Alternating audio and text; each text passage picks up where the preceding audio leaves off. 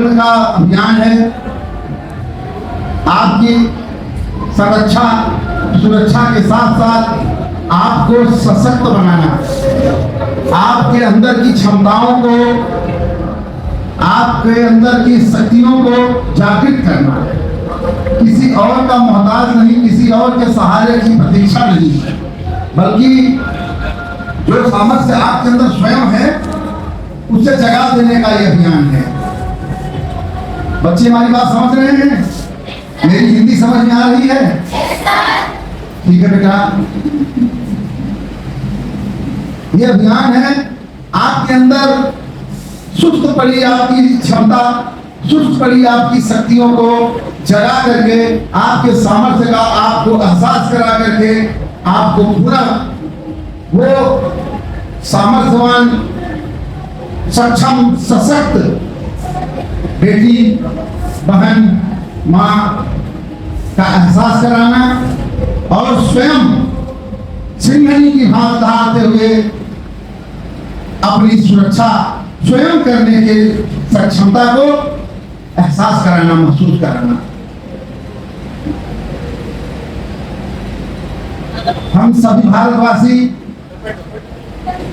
बैठ जाएं आप लोग, बच्चे बैठ जाएं। हम सभी भारतवासी अपने अगर इतिहास की ओर एक बार झांकें, अपने इतिहास को पढ़ें,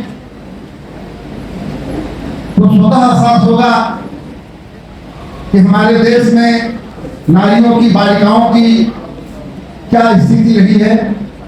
परंतु विदेशी आक्रांताओं, आक्रमणकारियों,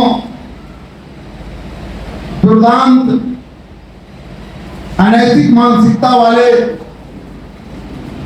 विदेशी हमलों से त्रस्त होकर के हमारे देश में नारियों ने अपनी क्षमताओं पर ध्यान न देकर के सिकोड़ लिया अपने आप को। लड़ने की बजाय छिपने में विश्वास करने लगी और वही धीरे धीरे हमारी संस्कृति बन गई। जबकि सच यह है कि हमारी संस्कृति ये नहीं थी। हमारी संस्कृति घोषा, बिंबा, अपाला, काली, मैत्रेयी, रानी दुर्गावती, रानी कर्णावती, रानी लक्ष्मीबाई की संस्कृति हमारी रही है, जिन्होंने समय समय पर पुरुषों से कभी शास्त्रार्थ किया और अपने ज्ञान का लोहा मनाकर उनको पराजित किया, तो कभी पन्ना, भाई मां पन्ना जैसी देवियों ने अपनी स्वयं बलिदान करने की क्षमता का प्रदर्शन करके एक राष्ट्र की, एक देश की, एक समाज की रक्षा किया। रानी लक्ष्मीबाई ने अपने साम्राज्य, अपने समाज, अपने देश की रक्षा के लिए युद्ध का वर्ण किया। गुलाम होकर के जीने से बेहतर युद्ध करना स्वीकार किया और युद्ध में मरना शहीद होना। मैत्रेयी, कारगी, बिंबा, अपाला ने अनेक बार शास्त्रार्थ करके अपने समय के बड़े बड़े विद्वानों को शास्त्रार्थ में पराजित किया और अपने विज्ञान का लोहा मनवाया। परंतु धीरे धीरे हमारी बेटियों की, बहनों की, माओं की इस क्षमता का ह्रास होने लगा। ये अभी कल हमारे कप्तान साहब ने हारी रानी का नाम लिया। राजा रत्नसेन सिंह थे, चुड़ावत राजा थे, मेवाड़ में हुआ करते थे। इनकी नई नई शादी हुई थी और हारी रानी अपने समय के अप्रतिम सौंदर्य की मलिका हुआ करती थी। इसलिए राजा रतन सेन को जब युद्ध करने के लिए मैदान में जाने की बात आई तो वो पीछे हटने लगे। युद्ध से चाहे भय कहा जाए, चाहे परिवार का मोह, जाने से पीछे हटने लगे। ऐसी स्थिति में हारी रानी ने अपना उत्सर्ग करते हुए यह एहसास कराया कि अपने कर्तव्य और अपने दायित्वों का पालन करना इन सब से बड़ा है। निजी जीवन का भोग कर देना पड़ेगा अगर आपको अपने देश, अपने समाज, अपने संस्कृति की रक्षा करना है तो। और अपना सिर काट करके उस नवललिता रानी ने अपना सिर काट करके राजा रतन सेन को दे दिया, उनके पास भिजवा दिया कि ना मैं रहूंगी और न इन्हें मोह होगा और ये युद्ध करेंगे। ये ऐसी वीरांगनाओं का, ऐसी बहादुर विदुषी महिलाओं का देश। आज हमारी बच्चियां सुरक्षा के लिए दूसरे की तरफ देखती हैं जबकि इसकी आवश्यकता नहीं है। आपके अंदर वो क्षमता है कि आप किसी भी से भी अपनी सुरक्षा कर सकती हैं और इसी एहसास को जागृत करने से ही आप सशक्त होंगी। यह सशक्तिकरण का अभियान है। इस कार्यक्रम का उद्घाटन आज हमारे पूर्व माननीय मुख्यमंत्री जी ने लखनऊ से किया है। आप लोगों ने देखा भी होगा, कुछ लोगों ने उसका लाइव टेलीकास्ट किया गया है और ये चलेगा। मिशन शक्ति 4, मिशन शक्ति अर्थात आपको शक्ति जो आपके अंदर है उसका एहसास कराना एक अभियान की तरह लिया गया है। इसमें हम लोग अलग अलग तरीके से आपको अपनी बात समझाएंगे। अभी आपके बीच में हमारी बेटियां आएंगी, एक छोटा सा नाट्य रूपांतरण, बल्कि यूं कहिए कि सीधे सीधे एक छोटा सा नाटक प्रस्तुत करेंगी। कला के माध्यम से आपको महसूस कराएंगे कि आप क्या कर सकती हैं और क्या होना चाहिए आपकी सुरक्षा के लिए। आपकी सुरक्षा जो हमारे सरकार का, हमारी केंद्र की सरकार का प्रथम दायित्व है, सबसे बड़ा उद्देश्य है नारी सुरक्षा। उसके लिए क्या क्या प्रावधान बनाए गए हैं, क्या क्या व्यवस्थाएं की गई हैं, उन सबसे हम आपको अवगत कराएंगे। कई संस्थाएं हैं, बहुत सारी एजेंसीज हैं, बहुत सारे टोल फ्री नंबर भी हैं जो अलग अलग समय पर आपकी अलग अलग मदद करेंगे। 108 है, 1090 है, ये सब लिखे हुए। क्योंकि यत्र नार्यस्तु पूज्यन्ते रमन्ते तत्र देवता वाले देश में इसका अर्थ है कि जहां नारियों की पूजा की जाती है वहां देवता निवास करते हैं। ऐसे देश में हमें समझाना पड़े नाटक के माध्यम से, कैरिकेचर करके और भाषणों से, ये उतना अच्छा लगता नहीं है। फिर भी कई सदियों से जो दब गया था, जो आपकी शक्तियां सोई हुई थी, उन्हें उभारना है, उन्हें महसूस कराना है। तो ये कार्यक्रम हमें करने पड़ेंगे और उसमें सबसे बड़ा योगदान हमारी बेटियों का है। भूकंप एक नारा लगाया जाता है, चुप्पी तोड़ो, आगे बोलिए आप लोग, चुप्पी तोड़ो, कुछ तो बोलो। सबको अपनी चुप्पी तोड़ना पड़ेगा, अन्याय के विरुद्ध मुखर होना पड़ेगा, चाहे वो घर में हो, परिवार में हो, समाज में हो या शादीशुदा महिलाओं के साथ उनके परिवार में जाने पर हो।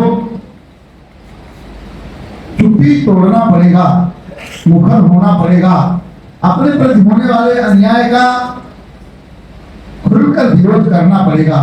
तभी सारी संस्थाएं, तभी सारे बच्चियां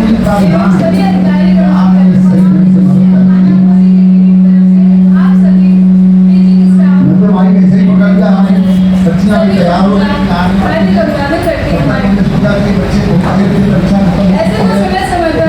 रही जागरूकता संबंधी आयोजित होते रहते हैं हमारे थाना स्तर से सभी विद्यार्थियों हमारे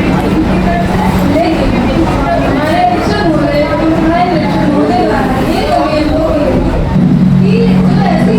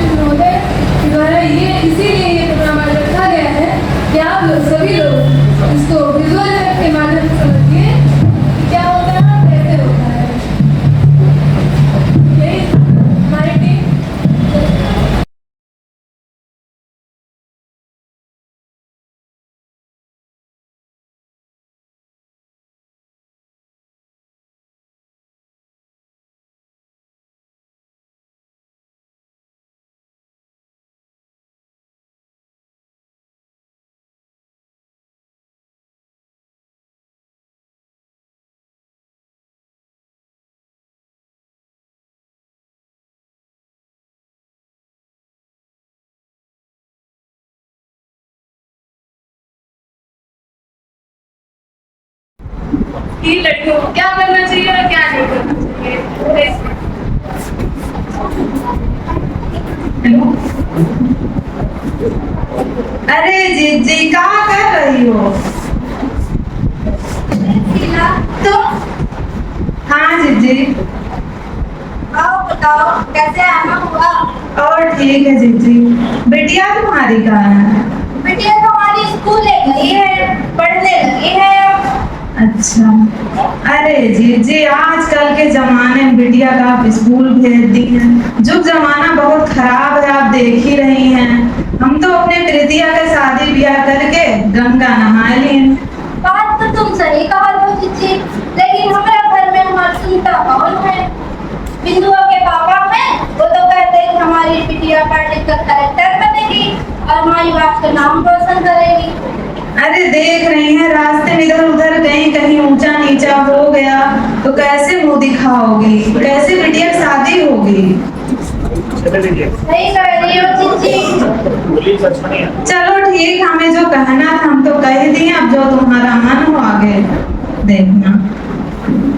बात तो ये सही कह रही थी, मुझे कुछ करना पड़ेगा। तो देखिए, ये है बिंदु की माँ और उनकी पड़ोसन जो कैसी बातें कर रही हैं लड़कियों की पढ़ाई के बारे में। दूसरा देखिए आप लोग, हमारे समाज की एक बेहतरीन लड़की जो पढ़ लिख कर आगे बढ़ने का प्रयास कर रही है, जिसको उचक्कों द्वारा परेशान किया जा रहा है।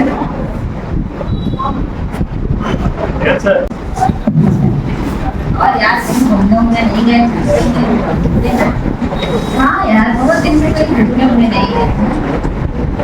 यार देखो, कोई मस्त लड़की आ रही है। अरे पैदल क्यों जा रही हो जाने मन? रुको जरा, आओ हमारी गाड़ी में बैठो, हम तुम्हें छोड़ देते हैं। अरे हम किस दिन काम आएंगे? सुनो तो, अरे ये तो लग रहा शर्मा गई। अरे रुको जाने मन। अब बिंदु स्कूल नहीं जाती है।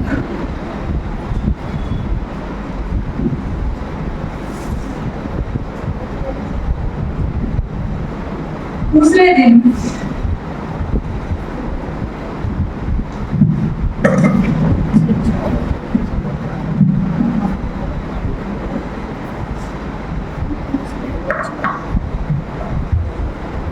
लग रहा है आज वो लड़की आएगी कि नहीं आएगी।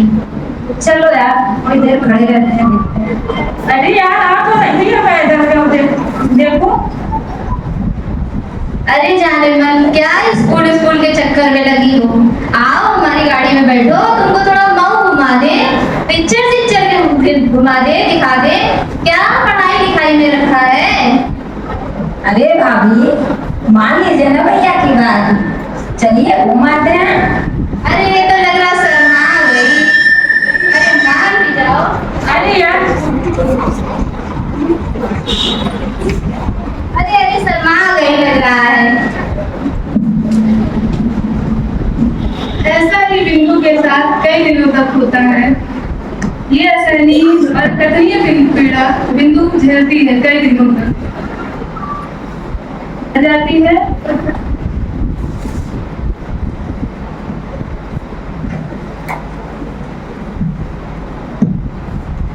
और सीमा से अपनी बातें बताती है। अरे बिंदु, आज बड़ी जल्दी आ गई, क्या हुआ? स्कूल में छुट्टी हो गई क्या? अरे बिटिया, क्या हो गया? क्या हुआ बिटिया? अरे रो नहीं बिटिया, बताओ मुझे क्या हो गया? रो नहीं बिटिया, बताओ बताओ क्या हुआ?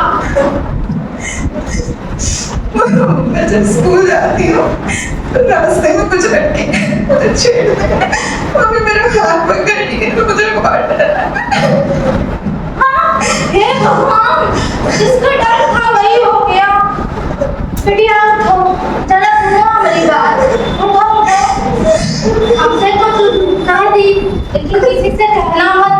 अगर किसी को पता चल गया तो शायद बिरादरी में हमारी नाम कट जाएगी बिटिया। और तुम पढ़ाई लिखाई छोड़ दो और हमारे साथ चूल्हा चौका सीख लो। ठीक है ना बिटिया? अब तुम्हारा स्कूल जाना करो, बेटा अपने साथ काम करना सीखो। नहीं बिटिया, तुम क्या बिरादरी में कुछ सिखाएंगे? हम नहीं पढ़ा पाएंगे तुमको। चलो बिटिया, तुमको काम सिखाएंगे। चलो। ऐसा ही होता है जब आप में किसी के भी साथ हमें आप में किसी के साथ ऐसी घटनाएं होती हैं तो उनको मान मर्यादा को देखते हुए हमारे ही आपके बीच की महिलाएं, हमारे ही आपकी बड़ी महिलाएं जो होती हैं हमारे घर की, चुप रहने की सलाह देती हैं। इज्जत का सवाल रखते हुए चुप ही रहने की सलाह दी जाती है। वो हमारी माताएं भी हो सकती हैं, बड़े बुजुर्ग भी हो सकते हैं।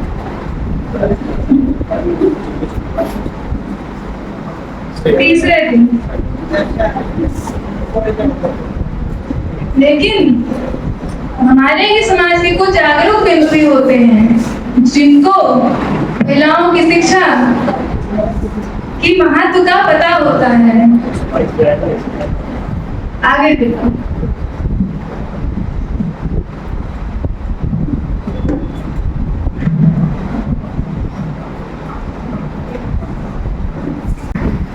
सुधा, जन्मन, रानी, प्रेजेंट मैम। विद्या, प्रेजेंट मैम। बिंदु, बिंदु, दीदी, प्रेजेंट मैम। रानी, जन्मन, विद्या, प्रेजेंट मैम। बिंदु। नहीं आई मैम। बिंदु की टीचर कई दिन अटेंडेंस लेती है। जब बिंदु कई दिन नहीं आती तो बिंदु की टीचर सोचते हुए बिंदु इतनी देर से स्कूल आ क्यों नहीं रही है? ये ऐसी लड़की तो नहीं है जो स्कूल मिस करे। क्या समस्या है? इसके घर जाऊं मैं, पूछो इसकी क्या समस्या है। सही रहेगा ये? वो ब्रिलियंट स्टूडेंट है, मैं एक बार जाके पता करती हूँ क्यों नहीं आ रही है।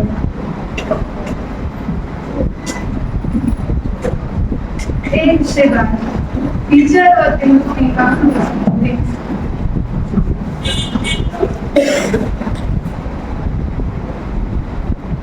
ये बिंदु का घर है। जी मैडम, आप कौन हैं? मैं उसके टीचर हूँ। सभ्यता पीजी कॉलेज से मैं आई हूँ। वो पढ़ती है लेकिन वो स्कूल आ नहीं रही है। आप कौन है उसकी? मैं उसकी अम्मा हूँ। आप अपनी बेटी को स्कूल क्यों नहीं भेज रही हैं? काफी दिन स्कूल नहीं आ रही है। अरे मैडम जी, हमको माफ कर दीजिए। हमारी बिटिया वो स्कूल में ना पढ़ी, बहुत पढ़ चुकी, जितना पढ़ी है बहुत है। अब हमका हम चूल्हा चौका सिखाए बस। ऐसा क्यों आप लोग सोचते हैं? क्यों आप उसको उसके भविष्य के साथ क्यों खेलना चाहती हैं? क्यों आप उसको नहीं भेज रही हैं पढ़ने के लिए? ना मैडम जी, हमसे ना हो पाई। गलत बात है। आप लोग अगर बेटियों को पढ़ने से रोकेंगे तो आगे कैसे बढ़ेंगी? कहाँ है बिंदु? उसको बुलाइए। बिंदु कहाँ है? बिंदु घर पे है। बिंदु, बिंदु, बिंदु, क्या हो गया बेटा? आप स्कूल क्यों नहीं आ रहे इतने दिन से? क्या समस्या है आपकी? कुछ नहीं मैडम, कुछ नहीं हुआ। आप डरिए नहीं, जो समस्या है बताइए। ऐसे पढ़ाई नहीं छोड़ सकते। बताइए क्या बात है? नहीं, ऐसी बात नहीं है। क्यों नहीं आ रही है आप लोग ऐसे चुप रहना बंद करिए। क्या बात है बताओ बेटा, क्या हुआ? रोना बंद करो। बिल्कुल नहीं, रोना बंद करिए। क्या हुआ है बताइए। स्कूल जाती है तो रास्ते में कुछ लोग मेरे साथ छेड़खानी करते हैं। इस बारे में आपने अपने घर पे बताया किसी को? मैंने मम्मी से बताया लेकिन उन्होंने कहा स्कूल मत जाया करो। ये गलत बात है। आप इनको स्कूल ना भेज करके क्या सीख लेंगी और लोगों को क्या सीख देंगी? क्या सिर्फ स्कूल जाते समय ही छेड़खानी हो सकती है? कल को आप इसकी शादी करेंगे, आप लोग का मेन मोटिव तो यही होता है ना कि लड़की की शादी कर दें। क्या इसके साथ ससुराल में नहीं हो सकता है? या कहीं रास्ते में ये कहीं जाएगी नहीं? हमेशा आप इसको काल पटरी में बंद करके रखेंगी? इनको सबक सिखाइए, ना कि इससे डर करके इसकी पढ़ाई छुड़वाइए। एक बेटी पढ़ेगी तो 7 पीढ़ियों को सुधारेगी। अगर आज आप भी पढ़ती तो ये बात आप भी समझती कि बेटी अगर मेरी पढ़ेगी तो बेटी मेरी कहाँ तक जाएगी। और ये तो एक अच्छी स्टूडेंट है, क्यों नहीं पढ़ाना चाहती हैं आप इसको? इसकी समस्या का समाधान करिए आप। अब तो ऐसी ऐसी व्यवस्थाएं सरकार ने हम लोगों के लिए कर दी है लड़की के लिए, क्यों आराम से पढ़ सकती है। इसके साथ कोई छेड़खानी करना तो दूर, आप उठा के देख ही नहीं सकता है। आप 1090 पे कॉल करिए, वहाँ पर महिलाएं आपसे बात करेंगी, आपकी पहचान गोपनीय रखेंगी। वहाँ पर ये नहीं है कि कोई पुरुष बात करेगा आपसे, आपकी सारी समस्याएं सुनी जाएंगी और समझी जाएंगी और उसका निराकरण भी किया जाएगा और तुरंत किया जाएगा। आप एंटी रोमियो को कॉल कर सकती हैं, आप थाना प्रभारी के मोबाइल नंबर पे COG जो नंबर है उस पे भी आप कॉल कर सकती हैं। आप उनसे बात कर सकती हैं, अपनी पहचान बिना बताए आप अपनी समस्या का समाधान पा सकती हैं। आप 112 पे भी फोन कर सकती हैं अपनी पहचान बताए बिना और इनकी मदद हो जाएगी। आप इस बात को समझिए। बात तो सही कर रही हो मैडम जी, लेकिन हमारे बिंदु का कुछ होगा तो नहीं? बिंदु को क्यों कुछ होगा? होगा तो उनको जो उनके साथ बदतमीजी कर रहे हैं। आप एक कदम उठाएंगी, 4 लोगों के लिए सीख बनेगी और आप अपनी बिटिया को पढ़ाएंगी, कल को वो कितने लोगों को समझाएगी और पढ़ाएगी और हमारे समाज में एक अच्छे समाज का निर्माण होगा। ठीक है मैडम जी, हम आपकी बात तो मान रहे हैं, लेकिन अगर हमारे बिंदु का कुछ हो तो आप ही जिम्मेदार होंगे। बिल्कुल इसमें जिम्मेदारी की बात नहीं है। कल को आप अपनी बिंदु को जब भेजेंगी पढ़ने, उसके बाद आप खुद 4 लोगों को समझाएंगी कि मेरी बिंदु पढ़ने गई है और मेरी बिंदु आज क्या से क्या हो गई है। ठीक है मैडम जी, बिंदु कल से स्कूल जाएगी। रो नहीं बिटिया, तुमका हम कल से स्कूल भेजा। चलो ठीक है, हम लोग अब मिलाएंगे 1090 पे कॉल। ठीक है जी मैडम।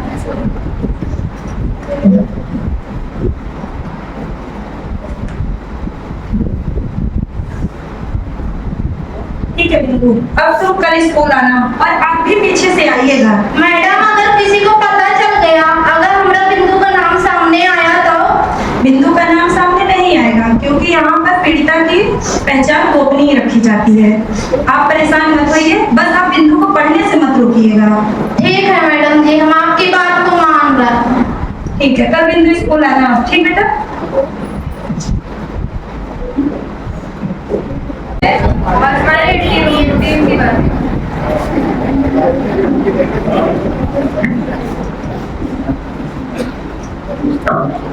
क्या यार, बहुत दिन से भाग भी नहीं दे रही हैं। पहले तो तुम समझी रही हो। हाँ यार, सही कह रही हो, बहुत दिन हो गए देखने। यार आप तो रही है पैदल ही, देखो क्या तो रही है। कहाँ थी जानेमन? हमारी तो आंखें तरस गई थी तुमको देखने के लिए। कहाँ थी इतने दिनों से, बताओ। अरे शर्मा रही है, बोलती ही नहीं है कुछ। अरे भाभी, अरे जरा हमें भी तो देख लो, हमसे भी तो आंखें सेक लो। अरे आज तो हमारा दिन ही सो हो गया। इतनी अप्सराएं कहाँ से देखने को मिल रही हैं। आइए आपको भी देख लेते हैं। जरा हमें भी देख लो, आज तुम्हारा दिन हम सब कर देते हैं। अरे माफ कर दो सर। आओ बिंदु, ये रहे तुम्हारे गुनहगार। बिंदु में माफ कर दो, बिंदु में माफ कर दो।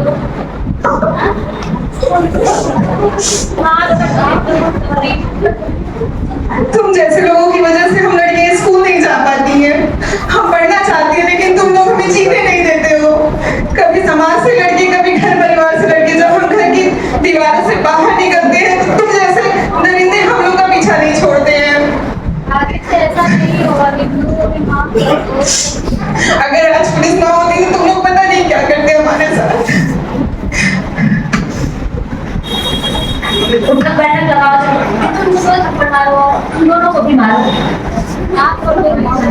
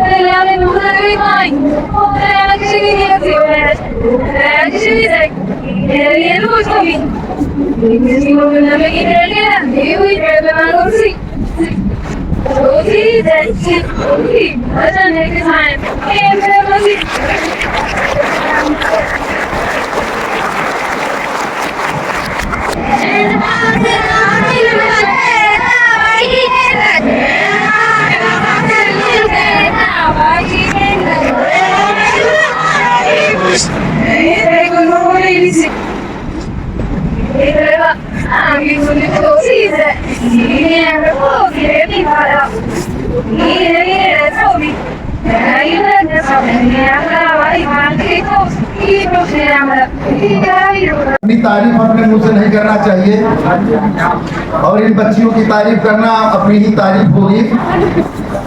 मैं 8 महीने से प्रभारी निरीक्षक भोजी के पद पर तैनात हूँ, लेकिन इतनी प्रतिभाशाली हमारी बच्चियां हैं मैं आज जान पाया।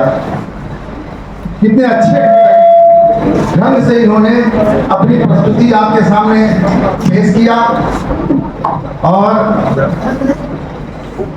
मुझे बहुत अच्छा तब लगा जब प्रिया के बारे में आपने पूछा कि ये क्या ये पुलिसकर्मी है। हमने कहा मेरे महिला कांस्टेबल है, तो कह रहे मेरे स्कूल की बिल्कुल बच्ची सी लग रही है। जब नारी बीच सारी है कि सारी बीच नारी है कि नारी ही की सारी है कि सारी ही की नारी है जैसी स्थिति आप लोगों ने पैदा कर दिया। और ये जो लफंगे थे 3 इनको देख के तो मुझे भी भय लगने लगा।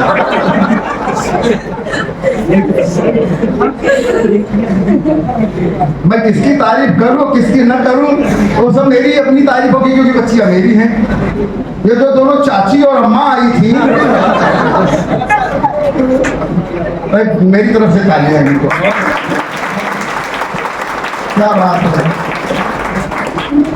और ये जो स्कूल की मास्टरनी है ये तो मेरे थाने की सबसे ज्यादा बोलने वाली, वास्तव में मुखर मास्टरी को टीचर होना ही चाहिए। बच्चों ने आज आप लोगों की प्रस्तुति से मैं ये सोच नहीं पा रहा हूँ कि आप लोग महिला आरक्षी हो या स्टूडेंट हो या आर्टिस्ट हो। बड़ा अच्छा लगा। अब बच्चों आपको भी समझ में आया होगा, मकसद सिर्फ इतना था कि आप लोग महसूस करो कि ऐसा होता है। इसमें से 2-4 बच्चियों को अब से लेकर के और पीजी करने तक या किसी मुकाम तक पहुंचने में 2-4-6-10 बच्चियों को ऐसी स्थिति का सामना करना पड़ेगा। अभी आप लोग बहुत छोटी हो, लेकिन मैं सही बता रहा हूं। मैं अपने परिवार की, अपने घर की बेटियों के अनुभव आपको बता रहा हूं। मेरी 2 बेटियां हैं। जो दूसरे नंबर की बेटी है वो पढ़ने जाया करती थी साइकिल से। बीच में एक ऐसी स्थिति आई कि वो बहुत डरी सहमी सी रहने लगी और स्कूल कहती थी कि मैं साइकिल से नहीं जाऊंगी, मुझे या तो बस से भिजवाइए या रिक्शे में जिसमें 2-4 लड़कियां जाती उसमें जाएं। और किसी से कुछ बताती नहीं थी। फिर पुलिस की नौकरी है, 4-4, 6-6 महीने छुट्टियां नहीं मिलती हैं। मेरी मिसेज ने कहा कि सौम्या स्कूल जाने से बहुत परेशान है, डर रही है और बहुत पढ़ने में तेज। ने कहा कि पढ़ाई से क्यों भाग रही है वो। फिर धीरे धीरे उसका साइकोलॉजिकली जो स्टडी किया गया तो पता चला कि जिस रास्ते से स्कूल जाती थी उस रास्ते में थोड़ा शैतान किस्म के लोगों का मोहल्ला पड़ता था और वहाँ ऐसी स्थिति से का सामना करना पड़ता था, टोंटिंग, कमेंट। फिर मैंने पुलिस की नौकरी है, मुझे वर्दी पहन के वही पोस्ट रहा बनारस में भी। तो आते जाते लोग देखते थे, मैं भी 2-4 राउंड वहाँ पर लगाया और पुलिस का भी सहारा लिया। स्थायी रूप से उनका बैठना वहां बंद हो गया। फिर वो मेरी बेटी अब सिविल सर्विसेज की तैयारी कर रही, इस समय MBA करके पढ़ी और अच्छे से पढ़ी। तो मैं अपना एक्सपीरियंस आपको शेयर कर रहा हूं। ऐसी स्थिति का सामना लगभग आधी बच्चियों को करना पड़ता है। कारण इसका मात्र एक है, सिर्फ एक कारण, कि आप लोग सोचती हैं कि चलिए हो गया, निकल जाए इस माहौल से। कहाँ जा रही हैं? इस माहौल से निकल जाएं, आगे बढ़ जाएंगे, दूसरे स्कूल में कॉलेज में पढ़ने लगेंगे, बच जाएंगे। ऐसा नहीं है। आप यहाँ से सरवोदा जाओगे, वहां भी यही होगा। आप इलाहाबाद यूनिवर्सिटी पढ़ने जाओगे, वहां भी इसी टाइप के लोग मिलेंगे। मनुष्य स्वाभाविक रूप से पैशाचिक प्रवृत्तियों से युक्त होता है।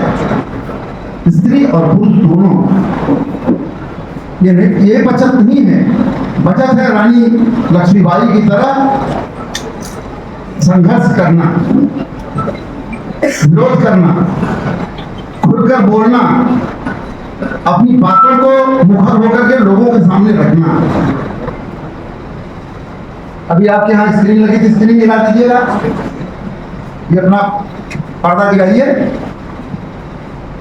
इस पर तमाम व्यवस्थाएं जो आपकी सुरक्षा के लिए विधिक प्रावधान है, बहुत सारे हेल्पलाइन बनी हुई हैं, उनका उपयोग करिए।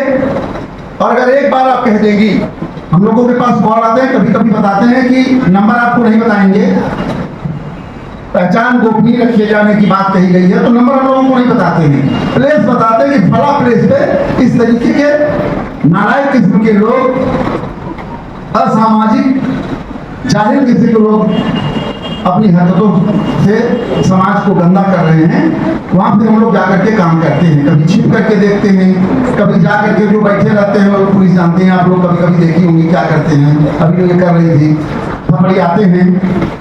और हमारी उत्तर प्रदेश, वर्तमान उत्तर प्रदेश सरकार, माननीय मुख्यमंत्री जी ने बिल्कुल कह के रखा है कि इस प्रकार की दुष्प्रवृत्तियों को अपने दिल में धारण करने वाले लोगों का दमन करना ही पुलिस का सबसे बड़ा काम है। और खुली छूट है ऐसे नालायक किस्म के लोगों के खिलाफ कार्रवाई करने में। यहाँ तक कि मिल जाने पर अच्छे से पिटाई भी की जाती है। अभी भी लड़की बच्चे उसने पिटाई किया है। क्यों श्वेता, पीटी थी कि नहीं? ये जो अपनी बच्ची को भी कह रहे थे कि पढ़ने मत जाओ, इससे खुद पीटा है। तो लेकिन ये तब होगा जब आप थोड़ा सा मुखर हों। आप फोन करिए, बताइए कि मेरी पहचान मत बताइएगा, मेरा मोबाइल नंबर मत बताइएगा, कोई नहीं जान पाएगा। सिर्फ हमको जगह बताई जाएगी कि वो जगह ऐसी है जहां आते जाते लोगों को प्रतिकूल परिस्थितियों का सामना करना पड़ रहा है, बच्चियों को। अरे हमने भी पिता है, हमने भाई भी है, हम भी समाज के तमाम लोगों के बारे में जानकारी रखते हैं। आप कहेंगी तो आपका सिर्फ आपके थाने का थानाध्यक्ष, आपके थाने का पुलिसकर्मी वहां नहीं मौजूद रहेगा। ये खाकी वर्दी पहन करके आपका पिता और आपका भाई वहां रहेगा। और यकीन मानिए कि जब ऐसे नालायक किस्म के लोगों के विरुद्ध हम लोग कार्रवाई करते हैं, तो मैं अपनी तो गारंटी देता हूं, दिल में एक ही भाव रहता है कि मेरी बेटी के साथ ऐसा हुआ है। आप सब मेरी बेटियां हैं। अगर आज एक बेटी के ऊपर आंच आएगी और कोई नहीं बोलेगा, तो कल दूसरी पर, परसों तीसरी पर, फिर पूरे समाज को उसी स्थिति का सामना करना पड़ेगा। अगर आज किसी भाई की बेटी सुरक्षित नहीं, तो कल मेरी बेटी भी सुरक्षित नहीं रहेगी। ये दावा है मेरा। तो ये मान के चलिए कि जो पुलिसकर्मी वहां जाएगा या जाएगी, वो आपकी बहन भी रहेगी, आपका भाई जाएगा वहां, अब आपका पिता जाएगा। सिर्फ खाकी वर्दी उसके शरीर पर रहेगी, सोच वही रहेगी, विचार वही रहेंगे, भाव वही रहेंगे, और काम करने का तरीका भी वही होगा। ये आपको लगेगा कि मेरा बाप आ गया। समझ रहे इस बात को आप लोग? मैं आप लोगों को बहुत इमोशनली इस बात को बताना चाहता हूं। ये सब कहते हुए भावुक हो जाता है मन कि दरिंदगी, शैतानी, सुअरपन, ये बच्चियों के साथ आज भी हो रहा है। समाज को बदलना चाहिए। एक लड़का घर से निकले स्कूल पहुंचे, एक लड़का घर से निकले IAS बन जाए, कोई रोक टोक नहीं, कोई परेशानी नहीं। एक बच्ची को पढ़ने में इतनी बाधाएं आए, जब तक ये स्थिति दूर नहीं होगी तब तक हम एक विकसित समाज की कल्पना कर ही नहीं सकते। हम ये मान नहीं सकते कि हमारा समाज विकसित हो रहा है या हो गया है। और ये कहने में मुझे कोई हिचक नहीं है कि पूरे देश में इस क्षेत्र में सबसे बढ़िया अगर काम किया जा रहा है तो हमारे माननीय मुख्यमंत्री जी के द्वारा संचालित मिशन शक्ति के अंदर हमारे उत्तर प्रदेश की पुलिस के द्वारा किया जा रहा है। और हम आपको आश्वासन दे रहे हैं, आपसे वादा कर रहे हैं कि आप जब भी कभी हमें याद करेंगी तो खाकी वर्दी में आपका पिता वहां मौजूद मिलेगा, आपकी बहन वहां मिलेगी, आपके भाई मिलेंगे वहां पर। वो सिर्फ पुलिसकर्मी नहीं होंगे बल्कि आपके परिवार के अंग होंगे जो आपकी मदद करेंगे। इन्हीं शब्दों के साथ मैं अपनी बात इसलिए समाप्त करना चाहूंगा कि आपके घर से, क्योंकि आपका समय काफी ज्यादा हो गया, घर से अभिभावक परेशान होंगे, फोन कर रहे हैं। और सोचिए फोन कर रहे हैं, सोचिए फोन कर रहे हैं, क्यों कर रहे हैं? मात्र यही कारण इसके लिए हम यहाँ पर उपस्थित हुए हैं। यही कारण है जो फोन कर रहे हैं कि मेरी बेटी अभी तक आई क्यों नहीं, क्या बात है। तमाम बुरी आशंकाएं उनके मन में उमड़ घुमड़ रही होंगी। बच्ची आई क्यों नहीं, आपसे पूछ रहे हैं मेरी बेटी कहाँ है अभी तक, 1 घंटे कहाँ रह गई। हाँ, एक बात और, शैतान 2 तरीके से आपके बीच में आते हैं। एक तो ये शैतान थे, ये जो मवाली बोले, और दूसरे एक और शैतान है समाज में, जो छद्म शैतान है, जो आपके शुभचिंतक बन, आपके बारे में अच्छा सोचने का दिखावा करके, छल करके, आपको धोखा दे करके, आपका भावनात्मक शोषण करके, आपको वैचारिक रूप से एक दायरे में बांध करके, आपको भ्रमित करके, आपके मार्ग से आपको भटकाने के लिए आते हैं। बहुत सोचने समझने की आवश्यकता है। मेरा एक मानना है कि माता और पिता से बेहतर हम खुद भी अपने बारे में नहीं सोच सकते, क्योंकि हमारे पास बहुत सारी जिम्मेदारियां, बहुत सारे लोगों के बारे में सोचना रहता है। लेकिन एक लड़की, एक महिला जिस दिन माँ बन जाती है और एक पुरुष जिस दिन पिता बन जाता है तो अपनी संतान के बारे में सिर्फ अच्छा ही अच्छा सोचता है। तो माता पिता के इन विचारों पर जो समाज में आजकल नई गजनी संस्कृति फैली है, गौर जरूर करिएगा। जो आपको समझाना चाहते हो, शिक्षा के मामले में आपको रोके तो उनको समझाइए, क्योंकि जनरेशन गैप शिक्षा के मामले में, पहनावा के मामले में तो मैं मान सकता हूं, लेकिन समाज में बच्चियों की अच्छाई के मामले में जनरेशन गैप कभी नहीं आएगा। माता पिता के विचारों में अपने संतान के उन्नति और अपने संतान की भलाई वाली सोच में कभी जनरेशन गैप नहीं आएगा। आप लोग बताएं, आप लोग के भी बच्चे हैं, आप लोगों में से बच्चे हैं किसी के पास? क्या जनरेशन गैप का असर पड़ा? जो आज से 50 साल पहले, 100 साल पहले जो माता पिता अपने बच्चों के बारे में जितना अच्छा सोचते थे, क्या आज इतना अच्छा नहीं सोच रहे हैं? सोच रहे हैं ना। जनरेशन गैप उसमें कभी प्रभावी नहीं होगा। वो जो जनरेशन गैप कहते हैं उसमें कभी प्रभाव नहीं डालेगा।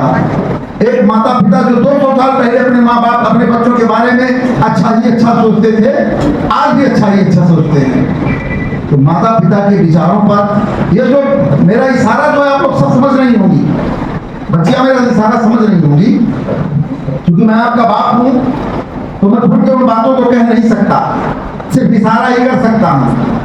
ये जो कचरी संस्कृति फैल रही है, जो ये फिल्मों में और ये तमाम सीरियलों में दिखाया जा रहा है, ये सिर्फ मनोरंजन के लिए तो अच्छा लग सकता है, लेकिन सच ये है कि ये सब गलत है, ये सब खराब चीजें हैं।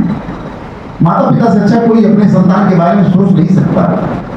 माता पिता के बारे में एक बार जरूर सोचिएगा। कुछ अपने जीवन के बारे में निर्णय लेने से पहले माता पिता के बारे में एक बार जरूर सोचिएगा कि वो क्या कहना चाहते हैं और क्यों।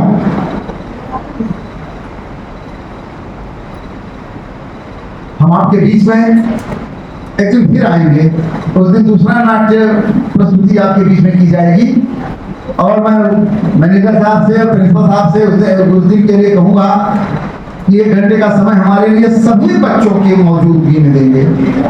उसमें मेल चाइल्ड फीमेल चाइल्ड दोनों रहेंगे, लड़के और लड़कियां सब रहेंगे, ताकि उनको भी एहसास हो, लड़कों को भी इस बात का एहसास होना चाहिए। ये ऐसा थोड़ी कि वो किसी स्कूल के पार्ट नहीं है, वो भी किसी स्कूल के पार्ट होंगे, तो उस दिन सब लोग रहेंगे।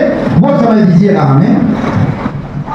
बहुत बहुत धन्यवाद बच्चों को इतना समय देने के लिए। मेरा बहुत बहुत प्यार, बहुत बहुत आशीर्वाद। विद्यालय के प्रबंधन को मेरी तरफ से बहुत बहुत धन्यवाद कि आपने बच्चों को इतनी देर तक रोका और मुझे कार्यक्रम माननीय मुख्यमंत्री जी के द्वारा चलाए गए अभियान में आपके सामने प्रस्तुति देने में और समझाने के लिए कुछ समय दिया। आप सभी लोगों से मैं आग्रह करूंगा कि हमारी बातें जो इतनी देर तक की नहीं, उन पर गौर करिएगा और अमल करिएगा। विश्वास रखिएगा कि जो भी बताई गई है सच बताई गई है। धन्यवाद।